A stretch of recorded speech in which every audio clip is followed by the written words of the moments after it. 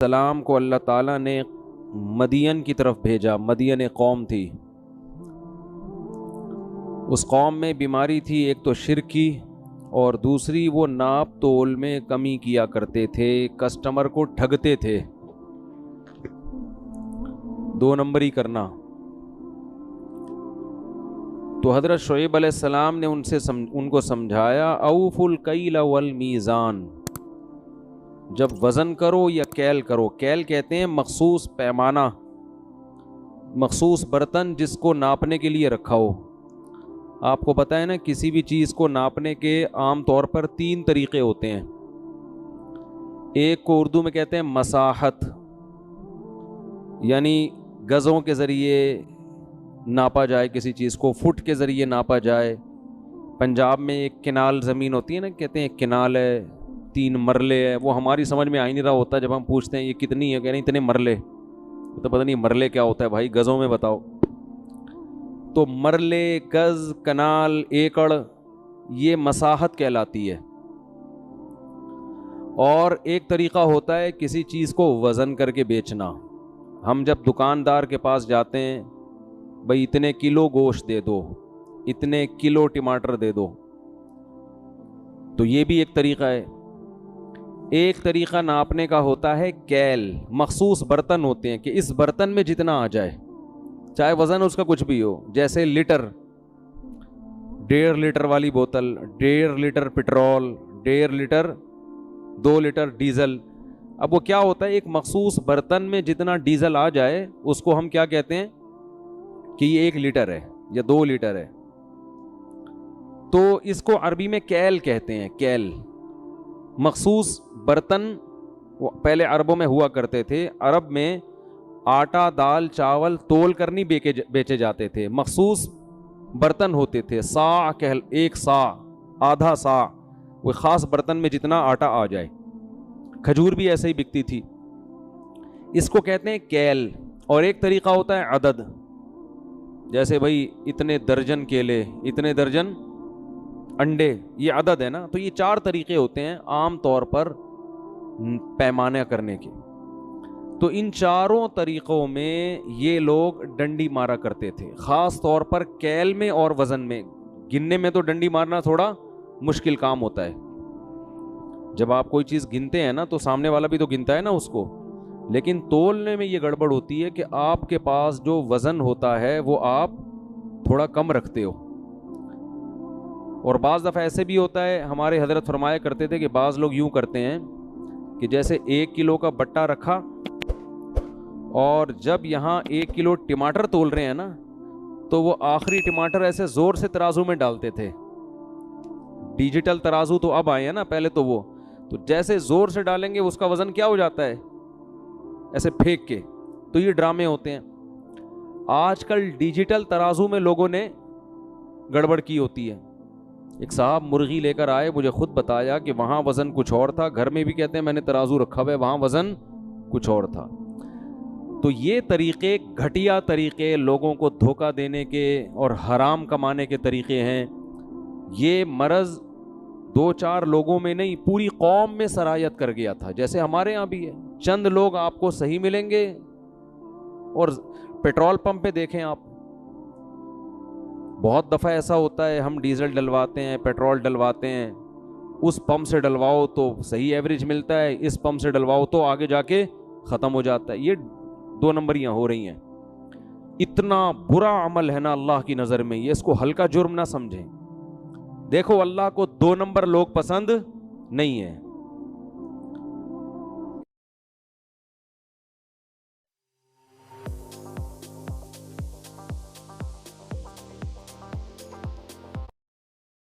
اسلام کی دعوت اور جو کفر کی دعوت ہے اس میں فرق کیا ہے؟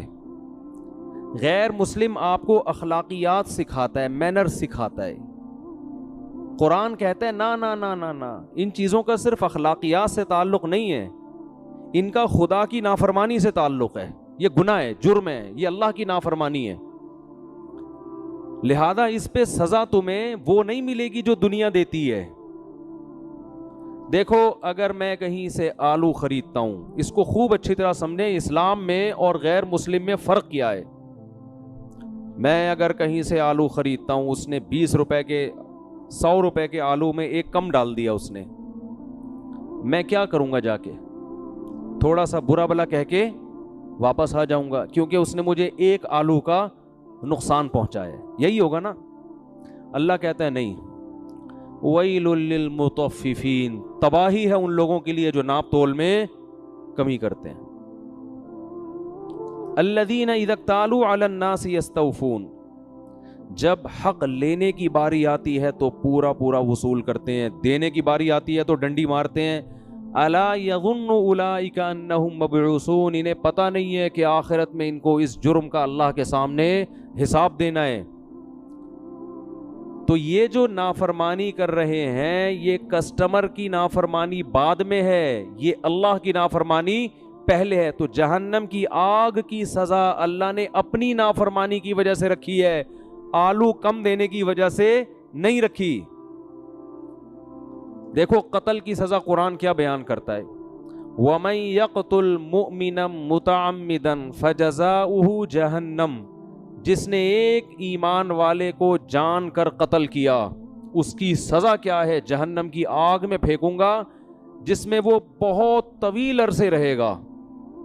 وَغَضِبَ اللَّهُ عَلَيْهِ, اللہ کا اس پر غضب بھی ہوگا اور اللہ کی اس پر لعنت بھی ہوگی, اور بہت بڑا عذاب اللہ نے اس کے لیے تیار کر کے رکھا ہے. سوال پیدا ہوتا ہے, اتنی سخت سزا تو مقتول بھی نہیں دینا چاہتا اپنے قاتل کو.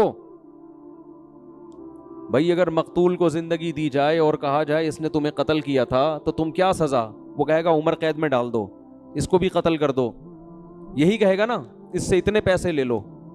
وہ یہ کبھی نہیں چاہے گا کہ اس کو ایک طویل عرصے کے لیے آگ میں بولو پھینک دیا جائے. تو مذہب یہ کہتا ہے کہ تم نے لوگوں کے حقوق ادا کرنے ہیں اللہ کے کا حق سمجھ کے, لوگوں کا حق سمجھ کے نہیں, بلکہ کس کا حق؟ بولو, اللہ کا حق سمجھ کے. جو لوگ زکوٰۃ نہیں دیتے, قرآن کہتا ہے یکنزون الذهب والفضة ولا ينفقونها في سبيل الله فبشرهم بعذاب أليم يوم يحمى عليها في نار جهنم فتكوى بها جباههم وجنوبهم وظهورهم. سونے چاندی کے ڈھیر رکھے ہوئے ہیں نا گھروں میں, خواتین کے پاس کتنا زیور ہوتا ہے, بہت سی خواتین کا زکوٰۃ نکالتے ہوئے جان نکلتی ہے. ارے اتنی زکوٰۃ, ارے اتنی کہاں سے دیں؟ جس خدا نے تمہیں اتنا نوازا ہے, زکوٰۃ وہی نکالتا ہے جس کے پاس اضافی ضرورت سے زائد چیزیں ہوتی ہیں. سال میں ایک دفعہ اللہ تم سے تھوڑے سے پیسے مانگ رہا ہے, خوش دلی سے دینا چاہیے. اے اللہ اتنا کہ ہم تو ڈبل دیں گے. کیسے, میں دیکھتا ہوں بعض خواتین کو پیشانی پہ لکیریں, یہ کیسے نکالیں بھائی, کیسے, یہ تو بہت زیادہ ہو گیا. تو اللہ کیا فرماتے ہیں, جو لوگ زکوٰۃ نہیں دیتے, میں اسی سونے اور چاندی کو پگھلا کر ان کی پیشانیوں کو داغوں گا قیامت کے دن, اور کہوں گا ھذا ما کنزتم لانفسکم, یہ ہیں وہ خزانے جو تم نے اپنے لیے جمع کر کے رکھے تھے. اب زکوٰۃ غریب کا حق ہے نا, کیا خیال ہے؟ غریب سے اگر کہا جائے کہ اس نے تمہیں زکوٰۃ نہیں دی تھی, تم کیا سزا تجویز کرو گے؟ وہ کہے گا 2 تھپڑ لگا دو اس, یہی کہے گا نا. نہیں آ رہی بات میرا خیال ہے.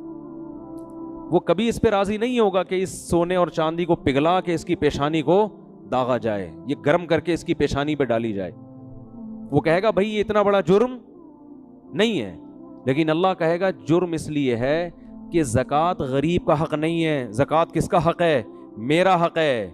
میں نے پیسہ دیا ہے تو مجھے اس کا ٹیکس دو, میرا شکر ادا کرو. اور میرا شکر ایسے ہوگا کہ جن غریبوں کا رزق میں نے اپنے ذمے لیا ہے وہ اسی طرح لیا ہے کہ کسی کو براہ راست دوں گا, کسی کو تمہارے ذریعے سے دوں گا. تو اب تم دو. اس لیے علماء کہتے ہیں جب ہم غریب کو زکوٰۃ دیتے ہیں تو اصل میں غریب اللہ کا وکیل بن کے قبضہ کر رہا ہوتا ہے, دے اللہ کو رہے ہیں. جیسے میں نے کسی کو پیسے دینے ہیں دکان پہ, قرضہ چڑھا ہوا ہے, فرض کرو آپ نے مجھے پیمنٹ کرنی 1 لاکھ روپے, میں کہتا ہوں یار وہ ڈائریکٹ جا کے راشن والے کو دے دو, میرا قرضہ چڑھا ہوا ہے. چڑھا ہوا نہیں ہے, ایک مثال دے رہا ہوں, ٹھیک ہے نا. آپ جا کے ڈائریکٹ اس کو دے دیں تو اس کا ہاتھ ہوگا, اصل میں وہ کس کا ہاتھ ہے؟ میرا، وہ میرا نمائندہ بن کے، وکیل بن کے قبضہ کر رہا ہے، آپ مجھے ہی دے رہے ہیں، ورنہ آپ کو اس سے کیا واسطہ، وہ کون ہے، آپ کا راشن سے کیا تعلق بھائی. تو اللہ تعالیٰ بھی ہم سے پیمنٹ مانگتے ہیں، بھائی میری پیمنٹ کا ٹائم آ گیا مجھے دے دو. اگر تم شکر ادا کرتے ہو نا، مانتے ہو کہ پیسہ میں نے دیا ہے، تو نکالو پیسے. اے اللہ کہاں عرش پہ جائیں ہم تجھے دینے کے لیے؟ نہیں آ رہی بات میرا خیال ہے. اے اللہ ہم عرش پہ جائیں، ہم کہاں جائیں؟ کیا بیت اللہ جا کے خانہ کعبہ میں ڈال دیں؟ آغا خانی لوگ تو ڈال رہے ہوتے ہیں نا، وہ اپنے